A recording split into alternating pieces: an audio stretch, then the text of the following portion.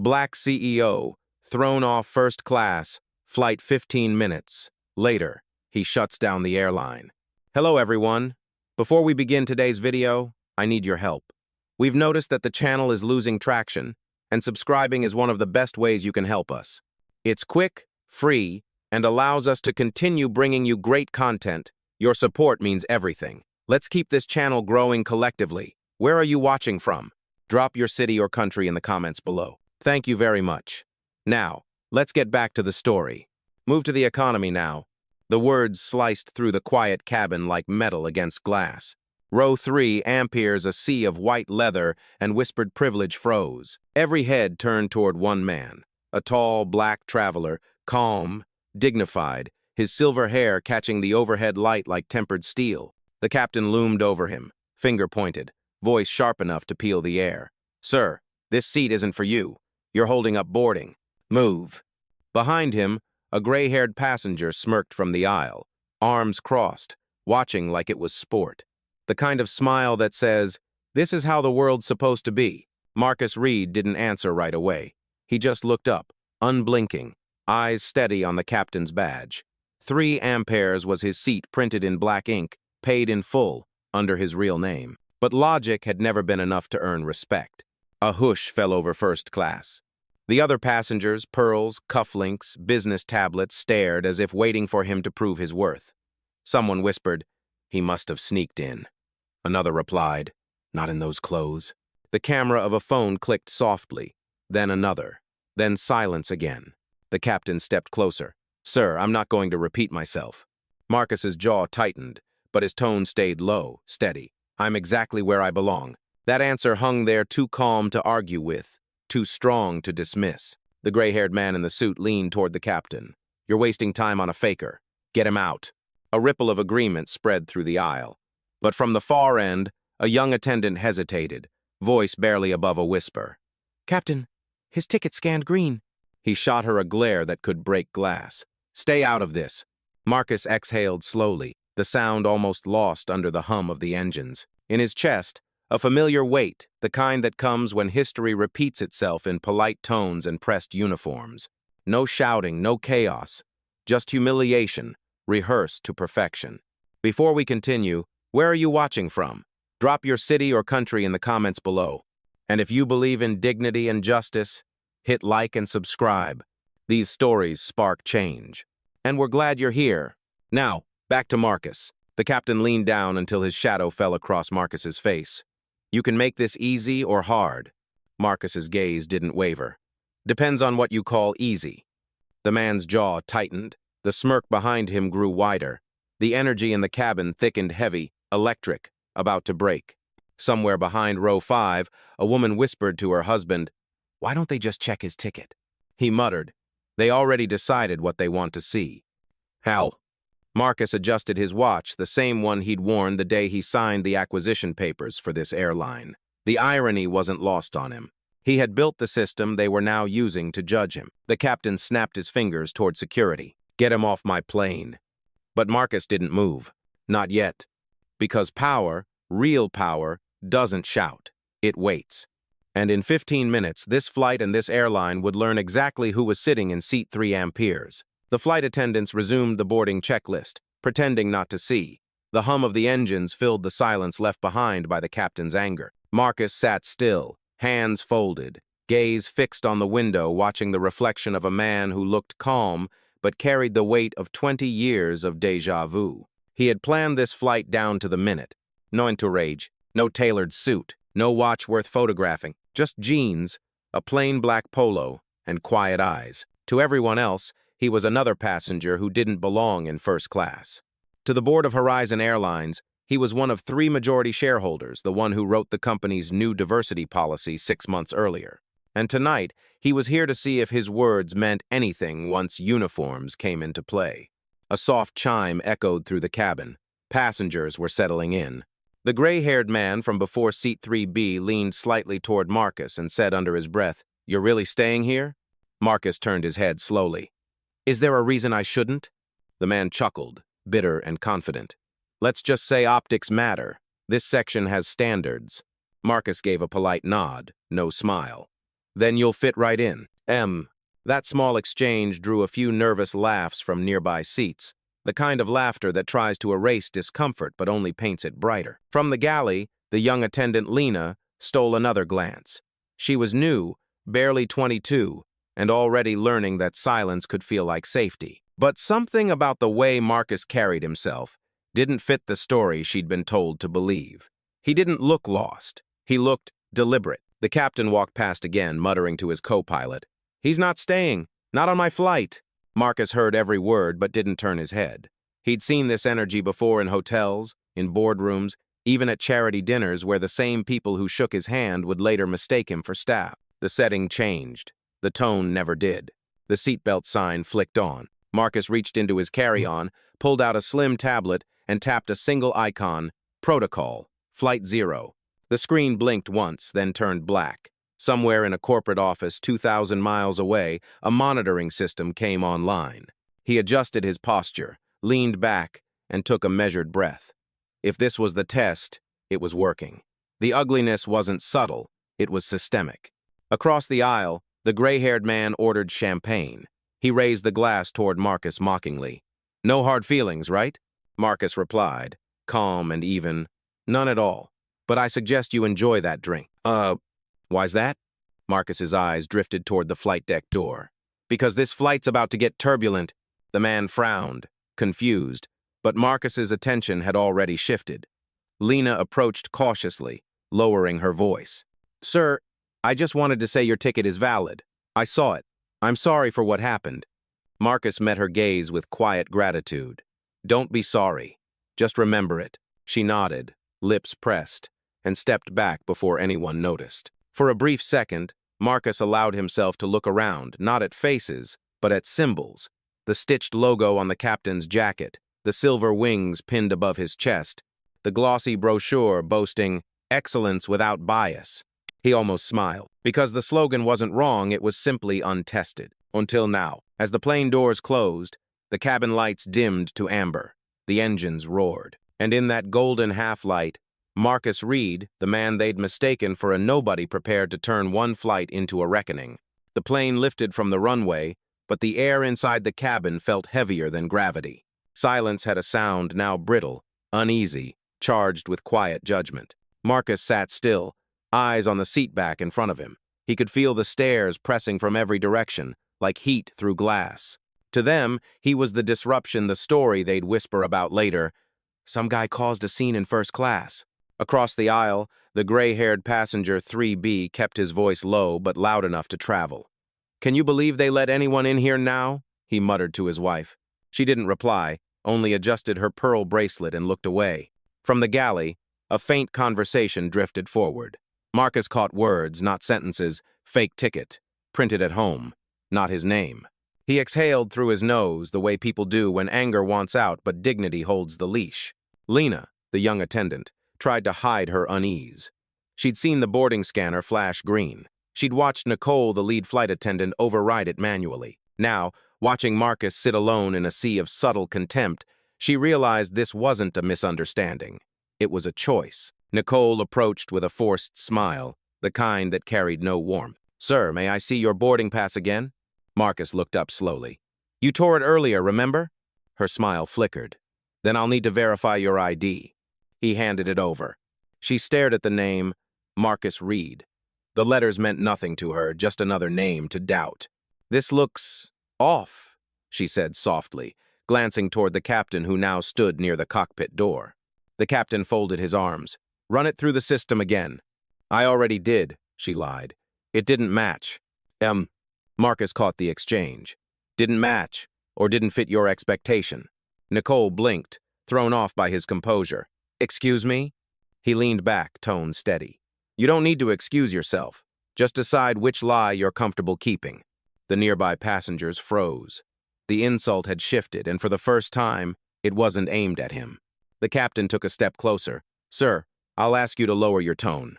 Marcus didn't. He simply adjusted his seatbelt. "I haven't raised it yet." That sentence landed like thunder wrapped in silk. Lena's breath caught. The older man in 3B scoffed, muttering, "This is exactly why people like him." Marcus turned his head. "Finish that sentence." I dare you. The man's lips parted, but no sound came out. His wife touched his arm, whispering, "Don't." Nicole's radio crackled. "Captain," passenger disturbance reported, a voice said from the back. Marcus smiled faintly. "You're reporting calm now? Interesting. Head." The captain's jaw flexed. "Security will meet us on landing." Marcus tilted his head, eyes unwavering. "Make sure they bring a lawyer." The tension thickened until the cabin felt too small for air. Phones were out again, some pretending to scroll, others recording quietly. A young man in row 4 mouthed to his friend, "This is insane." Lena took a step forward. Her hands shook slightly, but her voice found courage in the truth. "Captain, I rechecked the manifest. Seat 3 amperes belongs to Mr. Reed. It's confirmed." Nicole snapped. "Lena, that's enough." "No," Lena said louder. "He's right. We can't just erase names because of how someone looks." The words hung in the air like a match near fuel. Marcus watched her not with gratitude, but respect. The kind of look that says, "You found your line, and you stood on it." From the back, a man whispered, "Who is he?" No one answered. Not yet. The captain turned toward Lena, fury barely contained. "We'll discuss your insubordination after landing." Lena's chin lifted. "Then make sure HR hears the recording, too." Nicole froze. "Recording?" Lena's eyes didn't waver. "Yes, I started it the moment you tore his ticket." A ripple of gasps spread through first class. Phones tilted higher. The captain looked like a man who'd just realized the story had slipped out of his control. Marcus remained motionless, voice calm as ever. "You wanted to make an example," he said softly. "You just did, but not of me." The engines hummed louder, the sky outside burning orange through the windows. Justice hadn't arrived yet, but the wind was changing direction. And somewhere in the background, a notification pinged on Marcus's tablet, unseen by anyone else. "Protocol Flight 0. Recording in progress. Ethics Board online." The reckoning had begun. The announcement chime echoed softly, but it couldn't cut through the tension. Every passenger felt it, the electric stillness of a moment that had stopped pretending to be polite. The captain's composure cracked first. "Turn that off," he barked, stepping toward Lena. "You can't record on my flight." Lena didn't flinch. "I can when crew misconduct is involved."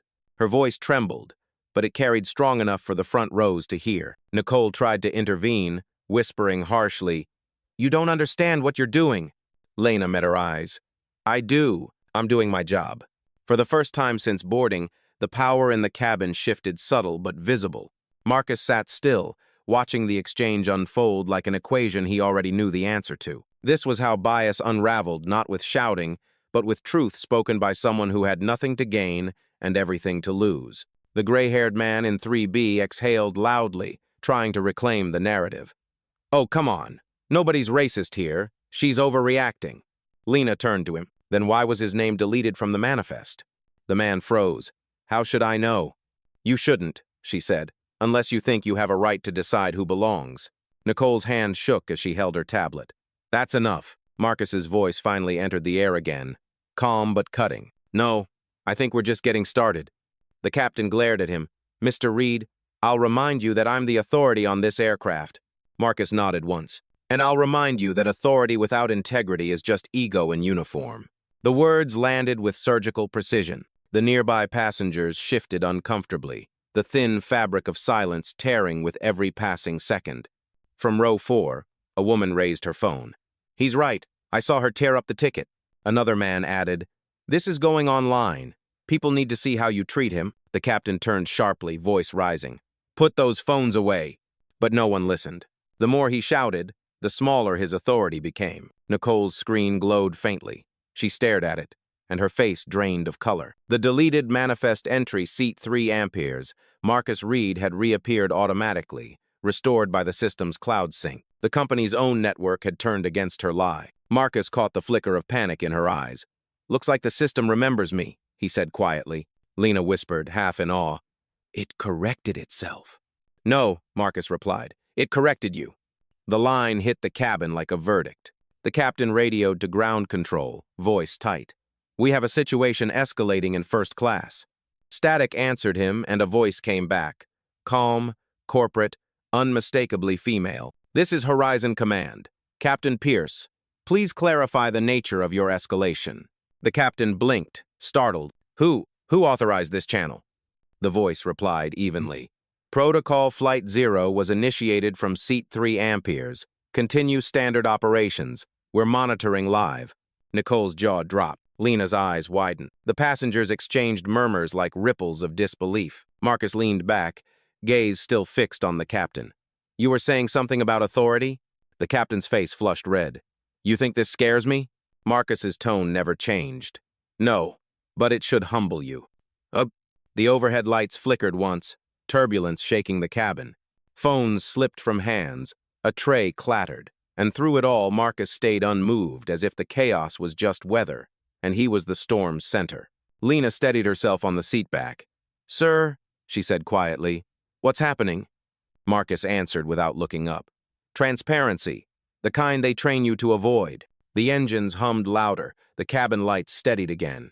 Nicole swallowed hard and stepped back, her authority collapsing under the weight of every watching eye. Marcus turned his head toward the window. Below them, the city lights spread like veins of gold, beautiful, distant, and oblivious to the reckoning 30,000 feet above. For the first time, Lena allowed herself to breathe. She wasn't sure what was coming next. But she knew this much. The flight had crossed a line that couldn't be undone, and Marcus Reed, quiet, unshaken, was about to show everyone what happens when silence stops serving power. The turbulence faded, but the cabin didn't calm. It only got quieter, the kind of quiet that presses on the chest, warning something is about to break. Nicole stood frozen near the galley, tablet clutched tight, her knuckles white.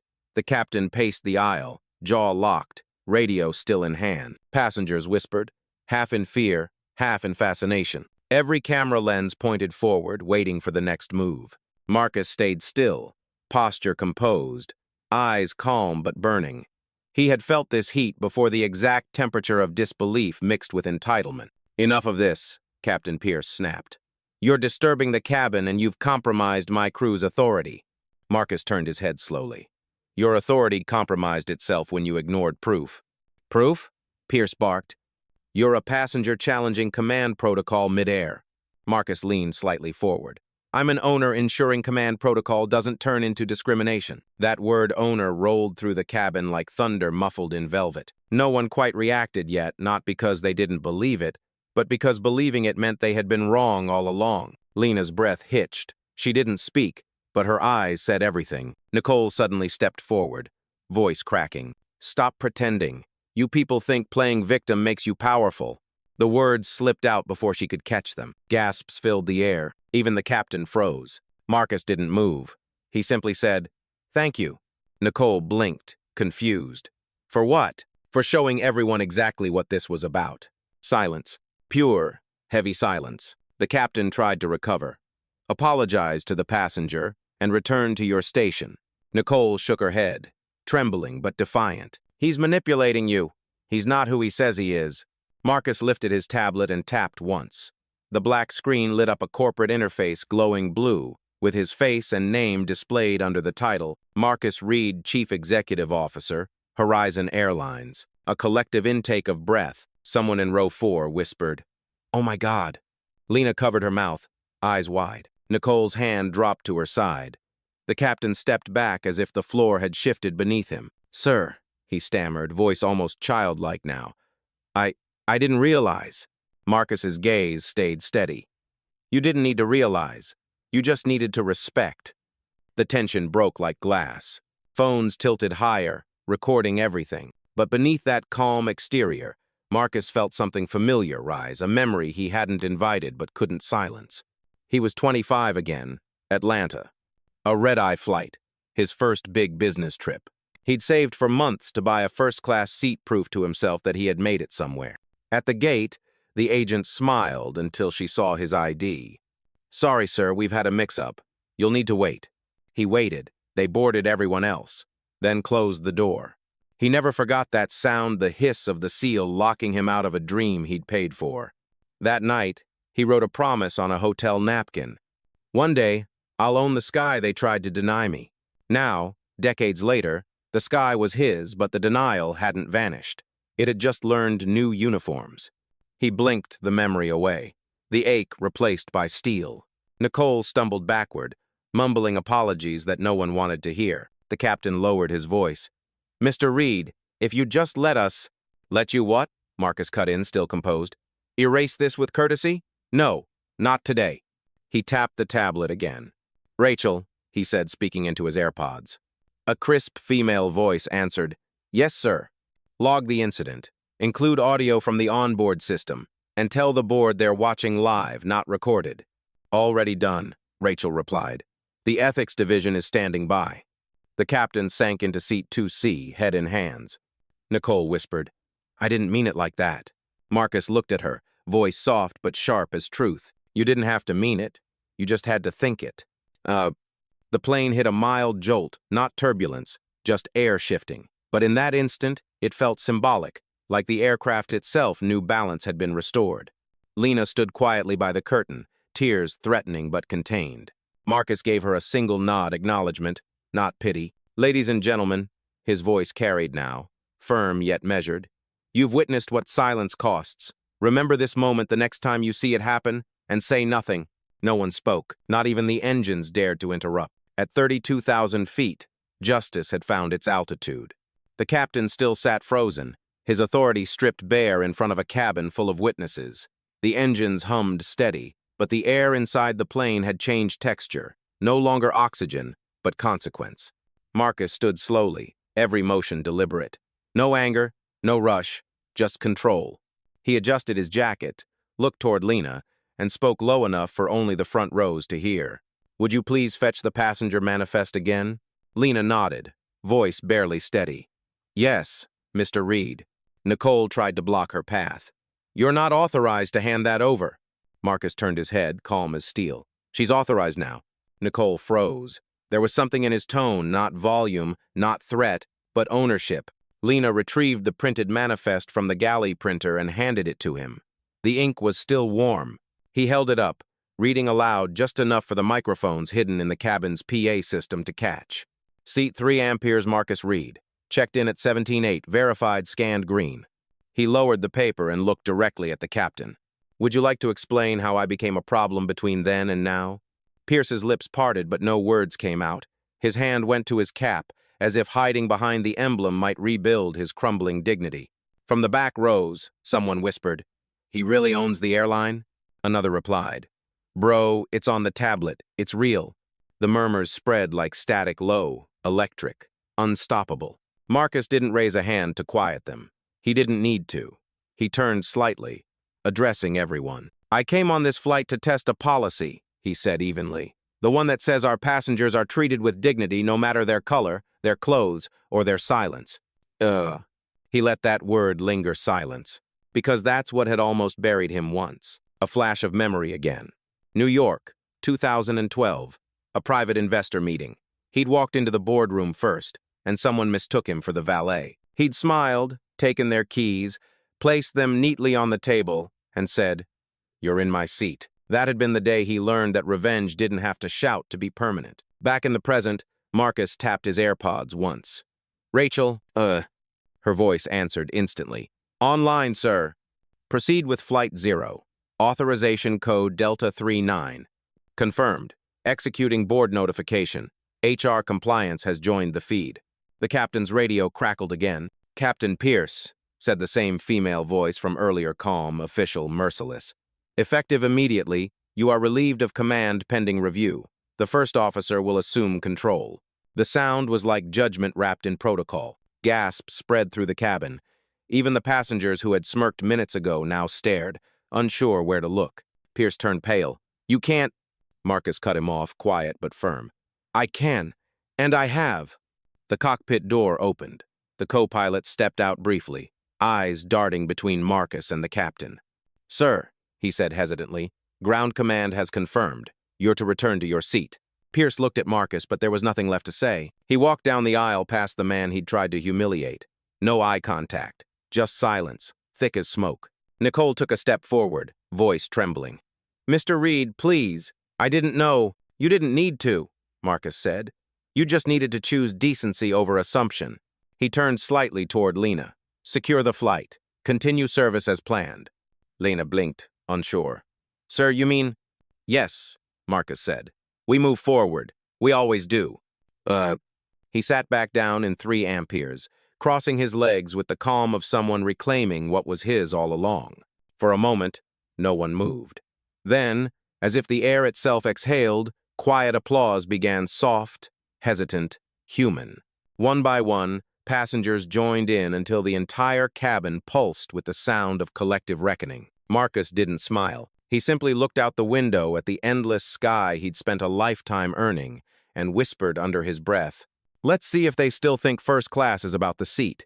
Below them, clouds folded into gold, and the flight continued, but the lesson had already landed. For a few long seconds, no one dared speak. The cabin had become something sacred not because of status or money, but because truth had just entered the room and refused to leave. The captain was gone. The plane was steady, and all eyes turned toward the man in seat 3 amperes. Marcus didn't stand this time. He didn't need to. His stillness had gravity. He looked across the aisle at the passengers who once saw him as a mistake, now staring like witnesses at a verdict. "Let's make something clear," he began, his tone calm but charged. "This isn't about a seat. It's about a system that thinks respect is earned by appearance." No one moved. Even the air seemed to listen. He placed the printed manifest on the tray table in front of him and continued, each word deliberate. "You called me a fraud in the airline I own." The line landed like a blade drawn slow and clean. Phones caught it, hearts absorbed it, and silence broke not into applause, not yet, but into the stunned realization that power could look like him, sound like him, be him. Nicole's lips parted, but nothing came out. The words had stripped her of language. Lena's hand covered her mouth, eyes glistening with something between pride and disbelief. Marcus looked toward her just long enough to offer what felt like permission to breathe again. Then he turned back to the rest of them. "I didn't come here to humiliate anyone. I came to watch what happens when I'm not wearing the armor of title or wealth. I came to see if my own company still carries the disease it promised to cure." From row 5, a man whispered to his wife, "He's teaching them in real time." She nodded, whispering back, "No, he's teaching us." Marcus leaned slightly forward. "You can train procedures, you can mandate diversity, but you can't fake respect. It shows up the moment no one's watching or when you think no one will hold you accountable." The plane's interior lights dimmed slightly, turning faces into silhouettes. The moment felt cinematic, as if the universe itself wanted a softer light for what came next. He looked down at the manifest again, tapping the edge. "This paper, this name, it didn't protect me. Because bias doesn't read names, it reads faces, and the people who looked at mine decided to see less than what was there." Then his tone softened, like someone addressing ghosts. "But this time, I didn't walk away. Because silence, too, becomes complicity." Nicole's eyes welled. "Mr. Reed, please. I'm sorry." He met her gaze for the first time without anger, just a truth she'd have to carry. "I believe you're sorry," he said quietly. "But sorry doesn't rebuild trust. Actions do." He looked to Lena. "You acted. You spoke up. That's how it changes." She nodded, tears slipping free now, unhidden. From the rear cabin, a hesitant voice broke through. "Mr. Reed, are you really the CEO?" Marcus gave a faint nod. One of 3, and the one who remembers what it feels like to be doubted before you even speak. A wave of murmurs spread again, not gossip, not scandal understanding. One woman in business attire whispered, "He never yelled." Her seatmate replied, "He didn't have to." Marcus looked out the window again, the reflection of his own face merging with the horizon's glow. "The higher you fly," he said softly, "the smaller the prejudice looks, but it never disappears. That's why you keep flying, to remind the world who built the sky." A moment of silence followed, the respectful kind, the kind reserved for truths too heavy for applause. Then a slow clap began, not from Lena, not from a passenger, but from one of the ground crew voices echoing through the PA, who'd been watching the live feed from headquarters. "Ladies and gentlemen," the voice said, warm and clear, "Horizon Airlines extends its formal apology to Mr. Marcus Reed and to every passenger who's ever been judged before being seen." The entire cabin erupted in applause, not just for him, but for what he represented. Marcus closed his eyes, letting the sound wash over him not as victory, but as verification. Justice didn't always roar. Sometimes it just whispered back, "I see you now." The applause didn't fade quickly. It rolled like a slow tide, unsure whether it belonged to triumph or shame. Nicole stood in the aisle, trembling, her headset still hanging from one ear. The captain's seat sat empty, a symbol of what arrogance leaves behind. From Marcus's tablet came a soft chime. The display lit up again, a message stamped across the screen. Ethics Division, connected. HR disciplinary protocol engaged. He didn't raise the screen, didn't grandstand. He simply let it glow, visible enough for those around him to see. The corporate world didn't need his anger, it only needed his authority. Mr. Reed, the voice from the cockpit intercom spoke again. Female, composed, professional. Command confirmation received. The executive board is on this channel. Do you wish to proceed with corrective action? Marcus's response was steady, almost kind. Yes, but keep it civil. Always civil. The passengers leaned in as if watching the air itself deliver justice. Nicole's voice broke first. Please don't end my career over this. I made a mistake. Marcus regarded her for a long moment, expression unreadable. Mistakes are forgetting someone's drink order, he said. You made a decision, one that told everyone here exactly who you think deserves to belong. The silence that followed wasn't cruel, it was instructive. Lena looked down, tears glistening on her lashes. The other attendants avoided her gaze entirely. Marcus tapped the screen once. HR, log this incident under Code Red bias behavior in flight operations. Suspend Nicole Harland pending review. A pause. Then the voice over the speaker confirmed. Logged and executed. Nicole's headset crackled, then went silent. The airline logo on her crew badge blinked red, deactivated in real time. She covered her mouth, whispering, "Oh God." The ripple moved through the cabin, disbelief, awe, reckoning. Marcus wasn't shouting, wasn't gloating. He just sat there, the still center of a storm that finally learned his name. Then he looked toward Lena. Stay seated. You'll continue this flight, and when we land, you'll meet the board. Her eyes widened. Am I in trouble? Marcus's expression softened. No, you're the reason this ended with truth instead of violence. Her breath hitched, relief mixing with disbelief. A passenger in 2C, a man who'd earlier smirked at Marcus's clothes, spoke up quietly, voice breaking through the hush. Sir, I've flown Horizon for 15 years. I've never seen something like this. Marcus turned to him. That's because power doesn't often ride coach. It observes from above. He looked around the cabin, now scanning faces that had shifted from judgment to respect, some even to shame. This isn't just about me, he said. It's about every traveler who gets judged before the ticket even scans. Every young employee too scared to speak up. Every leader who hides behind silence.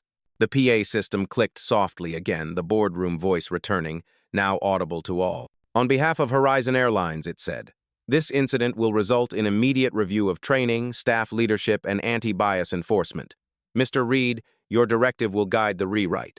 Applause came again, louder this time from passengers, from staff, even from the back rows where people had started recording the moment they smelled injustice. Nicole stood motionless, tears falling freely. Marcus looked at her one last time. I don't want you humiliated, he said quietly. I want you educated. She nodded, broken but listening. I understand. Good, Marcus replied. Then maybe this flight won't be wasted. Outside the windows, the clouds parted into streaks of amber light, the sun setting beneath the wing. The moment felt cinematic, the kind that belongs to endings, except this wasn't quite one yet. Lena looked out the window, voice soft but certain. Sir, they'll talk about this flight forever. Marcus shook his head gently. Let them talk. Stories don't change, people consequences do. Then, he picked up his glass of water, the same one that had been untouched since takeoff, and finally took a sip. Cold, clear, settled. The same way justice should be. No cheers this time. Just quiet understanding, the kind that stays long after landing gear touches ground. And somewhere in the sky, between regret and redemption, Horizon Flight 216 carried more than passengers. It carried proof that calm power can still shake the world. The city lights appeared far below, scattered like sparks in a dark ocean. The captain's voice, now the new one, composed and steady, came over the intercom. Ladies and gentlemen, we've begun our descent into New York. Estimated landing in 20 minutes. Thank you for your patience and for your grace. But everyone knew this wasn't an ordinary landing. They weren't just descending toward an airport, they were landing back into reality, carrying something heavier than luggage. Marcus sat quietly, the glow from the window tracing silver across his face. He didn't look victorious. He looked resolved. Lena sat 2 rows behind, still processing what she had witnessed. Nicole stared out the opposite window, mascara streaked, hands trembling not from fear, but realization. The hum of the engines filled the silence like background music for reflection. A passenger leaned forward from row 4. "Mr. Reed?" Marcus turned slightly. The man hesitated, then said, "I teach business ethics at Columbia. May I quote you in my class?" Marcus's mouth curved into the faintest smile. "Only if you quote the whole story, including the silence before anyone spoke." The man nodded, humbled. Minutes passed. The cabin lights dimmed for landing. Phones buzzed with live notifications, clips already circulating online. Black CEO humiliated on flight, then reveals he owns the airline. The comment count soared faster than altitude could drop. Lena glanced at her screen, then looked up. "Sir, it's everywhere already." Marcus didn't flinch. "Good. Maybe it'll make someone pause before judging the next face they don't understand." The seatbelt sign chimed. The descent felt smooth, deliberate. Through the small oval window, the skyline burned in orange light, the last moments of day folding into night. Nicole finally turned toward Marcus. Her voice was barely audible. "If I could take it back," he stopped her gently. "You can't take back what you refused to see, but you can start seeing differently." She nodded, silent tears forming again. "Thank you for not destroying me." Marcus looked forward. Destruction doesn't teach, reflection does. The wheels touched down a soft, steady thud. Applause rippled again, this time not for spectacle but for closure. The plane rolled toward the gate. The passengers remained seated, no one rushing to leave. For once, nobody wanted to be first. Marcus stood, collecting his tablet, his jacket, his calm. Before stepping into the aisle, he turned toward the passengers. "Every flight we take is a small test," he said quietly. "Of patience, of perception, of who we choose to be when no one's watching." He paused, letting the words sink in. "I didn't raise my voice today. I raised the standard." It wasn't shouted. It didn't need to be. It was the kind of line that echoed longer than applause, the kind that made people want to be better without being told to. Lena followed him to the door, hands clasped. "Sir, will you still fly with us again?" Marcus gave a small smile. "Every chance I get. My name's on the wing, remember?" She laughed softly, tears catching the cabin light. Nicole stood by the exit, pale but composed. "Mr. Reed," she whispered, "may I shake your hand?" He looked at her for a moment, then extended his. "Of course," he said, "because forgiveness doesn't erase accountability, it begins it." Their handshake was brief, but it felt like the closing of a wound. As Marcus stepped through the jet bridge, the cameras outside flashed reporters already waiting, stories already written. He didn't stop. He just said to the nearest microphone, "It wasn't about race, it was about respect, and respect should never require credentials." The door closed behind him. Inside, the passengers stayed quiet, still processing what they had just witnessed. Lena looked around the cabin first class, ordinary again, and whispered to no one in particular, "He didn't just ground a flight, he lifted something in all of us." Outside, night swallowed the sky. The plane's reflection shimmered on the runway lights, as if the world itself had paused to think. And somewhere beyond the noise of headlines and engines, Marcus Reed walked away into the terminal, unhurried, untouchable, unforgotten. The man who proved that justice doesn't always roar. Sometimes, it just lands.